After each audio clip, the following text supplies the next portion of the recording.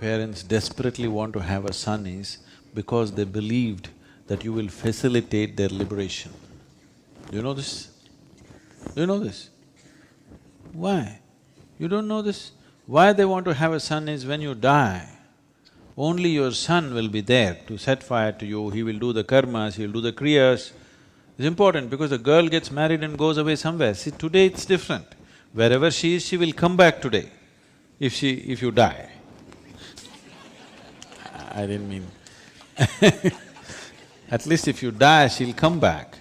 But in those days, if the girl got married and went to a faraway place, that's literally the end of it. You rarely see her, okay? She's not going to come because you die, because you can't keep the body. If she's going to walk 200 kilometers from somewhere and walk and come, she'll take 5 days and she will not come. There'll be nobody to do the things that are necessary.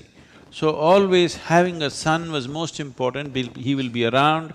If you die, he will do the necessary things so that your liberation will happen. So in pursuit of liberation, unknowingly they bore you. Now it's time you remind them. This is an important duty for a child. As your parents are aging, and if they don't have the sense to come to their senses, you must bring sense to them. You must remind them, like I just now reminded you, you're 1 year closer to the grave. Your parents are much closer than you, isn't it? I mean, it's a fact of life.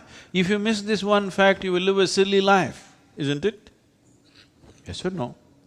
If you miss this one fact, you are going to live an extremely stupid life. So, as your birthday gift, you must remind them, it's time they looked inward. They want you to… they don't mind you being drunk, they don't mind you being lost, but they're afraid if you take a spiritual step, you may not turn back. But they're right on that. It is not that you won't go home, you will go home, but they won't have the same bondage from you as they knew. They don't have their hooks on you, suddenly you're free. That's something that nobody can tolerate. Please understand this. When I am bound, you are free, I cannot tolerate this. When I am bound, you should also be bound because I am bound to you. Why are you not bound to me? So this is the whole game. So as a son, this is one of your most important duties, to remind your parents that in their life it is important, they've done whatever they knew best till now. It is time that they turn inward, it is time they invested some time and energy upon their own inner well-being. Because if they don't do this one thing, they will die miserably for sure. Yes.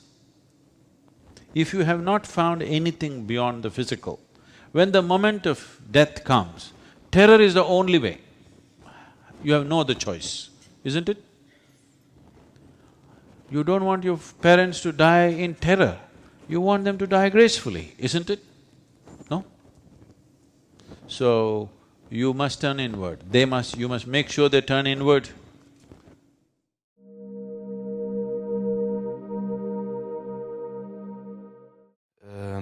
Why is it at the age of 12 that we start living in cycles? Oh, that's because your intelligence gets hijacked by your hormones.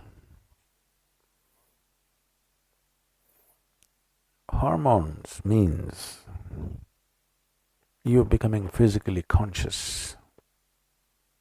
Your physicality becomes the main part of who you are. Because you become so physical, you naturally become cyclical. If your identification with the physical is not strong, your life will not be cyclical.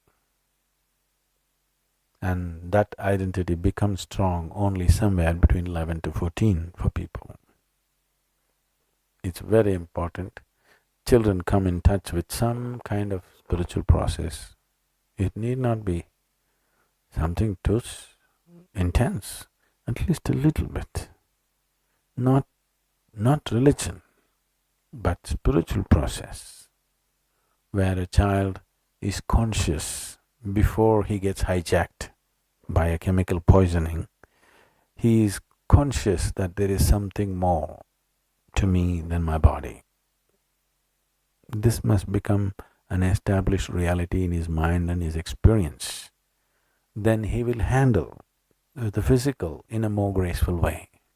Otherwise, the physical turns a lot of people into brutish existence. Whether it, in everybody's life, whether it finds external expression or not, but within themselves, a whole lot of people have a very brutish existence. Some find expression, some control the expression, but it is happening to too many people. One thing is what happens in the society. Yes, it's of concern. But my concern is not so much about what happens in the society, my concern is what happens within the human being. Because that's where human experience is. That's where the quality of human being is determined. If we take care of what happens within an individual human being, you don't have to bother about what happens in a society, you don't even have to worry about that. But because we don't take care of what happens within an individual human being, we try to police the society. It is… in some way, you're turning the whole world into a prison. Everything is heavily policed as societies get so-called civilization happens, terribly policed. People are proud. You call the police, they're there in 2 minutes flat. That's what happens in the prison. Even there it takes 2 minutes. No. If we are truly civilized, we must be able to live here well without a police force, isn't it? If we are truly civilized, that's how it should be. There is no police force in the ashram, just like that.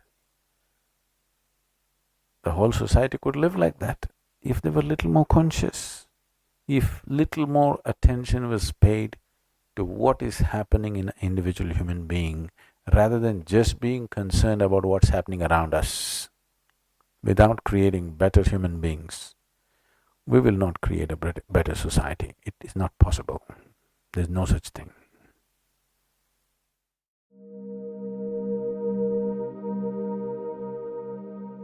Pranam Sadhguru. What is the importance of naming a baby based on the time of birth and place of birth? The Sanskrit alphabet comes from a certain understanding of creation itself. Because the language was not created for communication. A language is not a made-up language for the sake of communication. It is a language that people deducted from the existence. It is a language that evolved out of observation, not out of imagination. In many ways, the sounds that you utter and the forms that you use these sounds to refer to are connected. This is what a mantra means. A mantra means a sound, a pure sound. A yantra means a corresponding form. To understand this, if you know something about physics, at least in high school if you studied physics,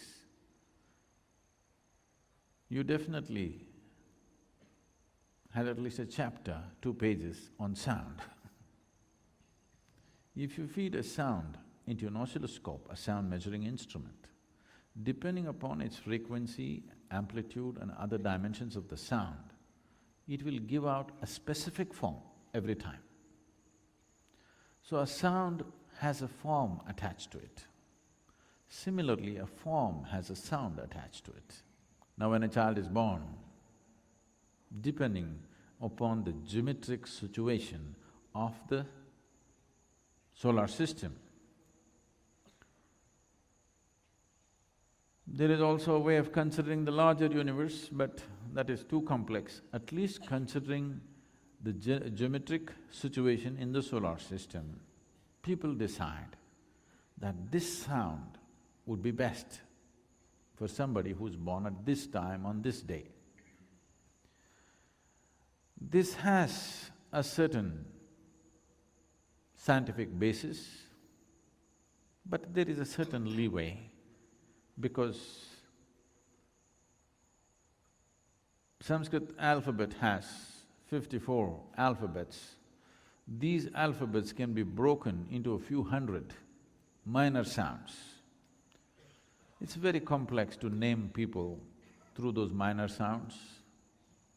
When it comes to renaming them, in case they take brahmacharya or sannyas, when we're renaming them, we take little more care, not by birth, but by looking at certain aspects of who they are and how they take to the initiation. Accordingly, we will adjust the name so that that name or that sound will match that, not the meaning. Meaning is irrelevant because meaning you can make it up. Now, we must name your child in such a way that every time you call that name, something within him should loosen up. But if you name him Anirudh, he will go either outside the country or even in the country now. If you go to Bangalore, they'll call you Andy, okay?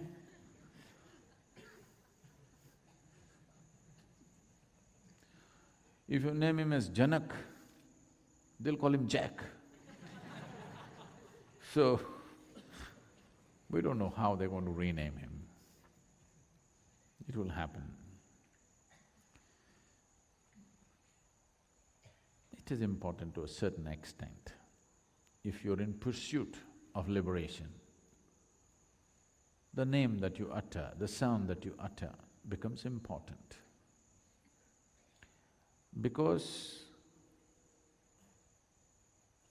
in Indian societies, a lot more care was taken to name the male child rather than the female child not because this is not a sexist bias, because you have to live with that guy. The girl is somebody's problem.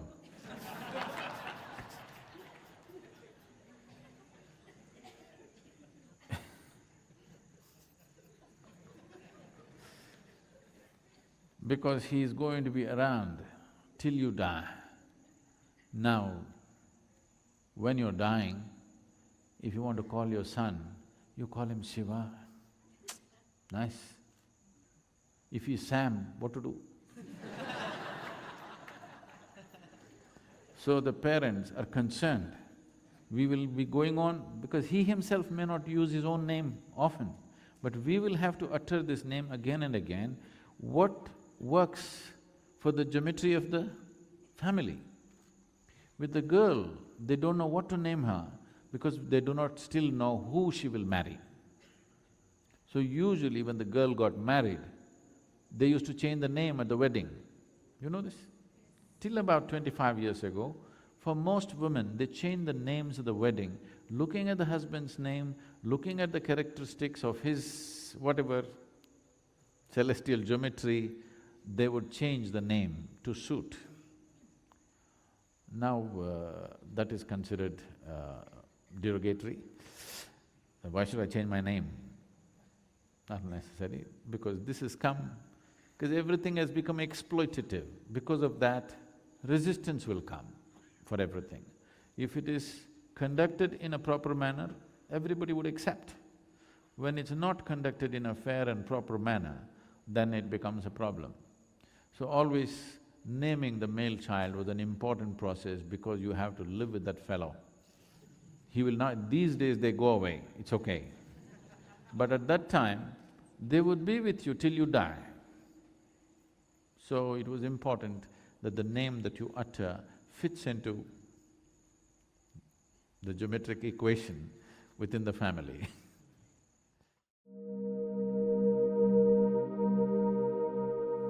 Someone who is autistic means, at a certain level, sometimes it can be very bad, that's different. At a certain level, one thing that's happened is, not much input gets into him from outside world. Sometimes it's a blessing. Somebody normal means there's too much external input. So, because of the kind of societies that we have created, which are absurd and twisted out, if you ask me. Because of that, as you were mentioning, a certain time of life as if it's problem, teenage means problem, middle age means problem, old age means problem. So only death is now problem. Isn't this so? People think teenage is problem, middle age is problem, old age is problem. What is not the problem? Only death. So the only time they're peaceful and still is when they're dead. Unfortunate, this is not what a human being is made for. But we have structured everything like that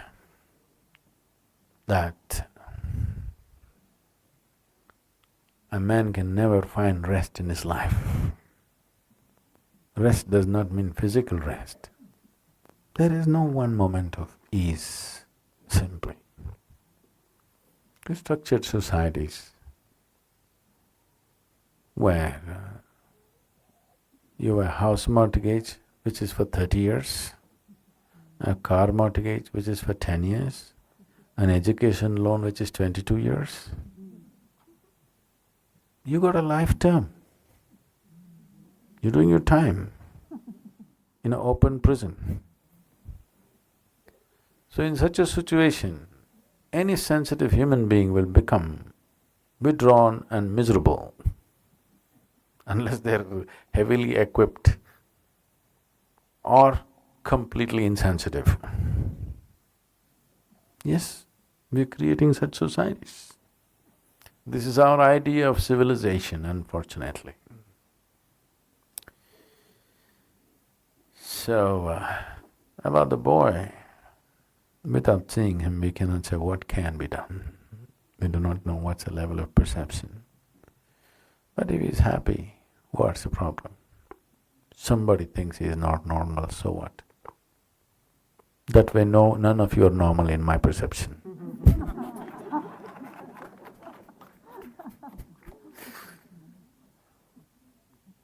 So it's okay. If he's happy, it doesn't matter. Maybe he can't do a few things that others do. There are a whole lot of people who cannot do what somebody else does here, isn't it? Isn't it so? Isn't that true with every one of us? So what, he can't do certain things. Never compare one human being with another. If you compare one with the other, everybody's abnormal. Yes or no? Show me one normal human being here.